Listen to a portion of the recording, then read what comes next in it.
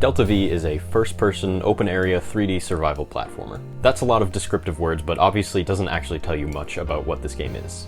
The most confusing part about that sentence is probably survival platformer. The careful calculation and openness of a survival game doesn't seem like it would pair well with the fast-paced linearity of a platformer. But innovation is born from constraint, so that's kind of the point. This is a game that I actually started way back in October of 2024. I worked on it for about a month and then ended up needing to take a very long break from it to focus on other work. I occasionally went back to it to fix things and clean stuff up, but for the most part it just stayed in the back of my mind for about 7 months.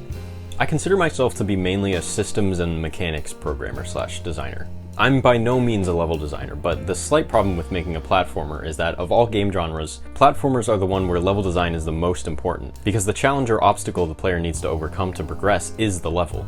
So I'm definitely going to have to get better at level design, and this is a good way to do that. In terms of the systems and mechanics, most of what I've done so far has been player movement mechanics, with just a couple of level-based mechanics. So far, the player can run, jump, crouch, slide, crouch jump, slide jump, wall slide, wall jump, and ledge mantle. For level mechanics, I've added bars you can swing on and springboards. The plan for level design right now is to have open areas which the player can explore and find resources in, combined with more linear levels to give a better feeling of progression.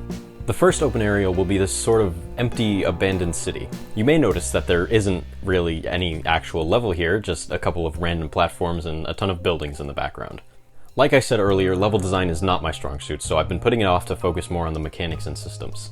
Since this is a development log, let's log and look at the most recent thing that I've done. It's mainly been a lot of bug fixing, so here's the most interesting bug that I've fixed.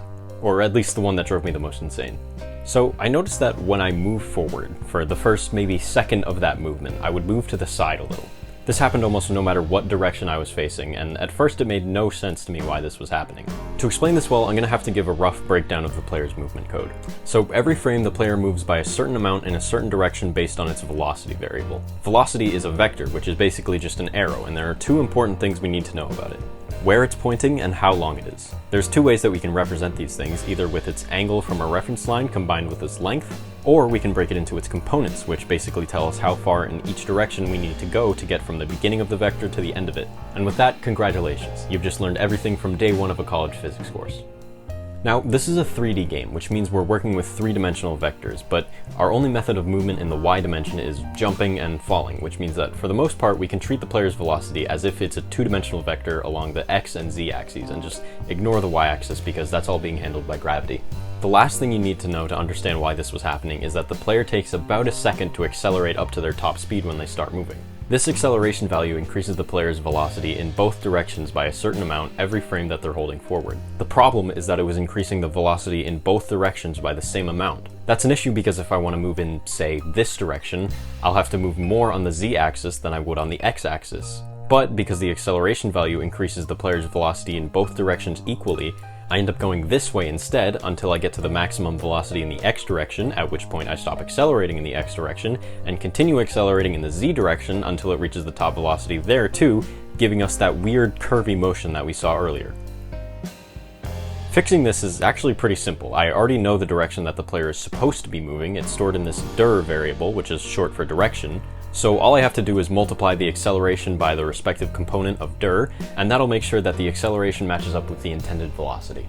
Sorry if that was a little too much nerd shit. I know, ew science, ew math, ew code or whatever, but if you're watching a video about game development, you're probably at least kind of a nerd.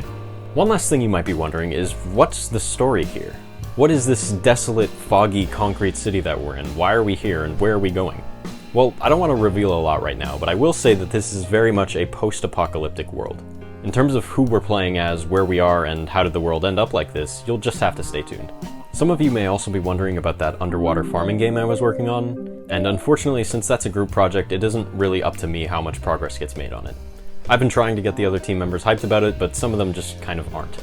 Comment if you want to see more progress on that game so that I can show them and motivate them to work more. This one will actually have progress made on it because I'm not relying on anyone else for it, which is kind of a double-edged sword because it also means that I have to do everything myself.